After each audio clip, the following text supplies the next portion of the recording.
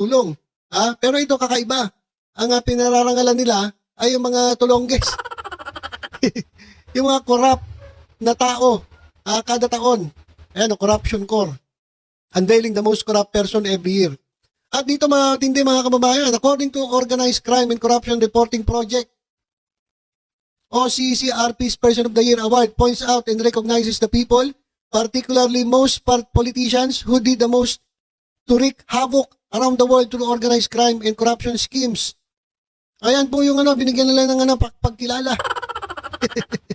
Yung mga corrupt, mga kababayan. Ibang klase rin yung grupo nito.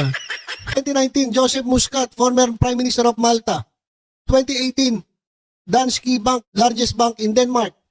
2017, Rodrigo Duterte, former President of the Philippines. Nako. Ano ba yan?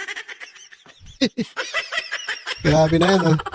Ano ba nga sinasabi tungkol kay Duterte? In 2017, former President Rodrigo Duterte was named as the most corrupt person of the year, responsible for more than 1,000 extrajudicial killings and various violations of human rights. Ayan, so sikat. Kinilala po ng Organized Crime and Corruption Reporting Project Person of the Year Award, mga kababayan, ng 2017, Rodrigo Duterte.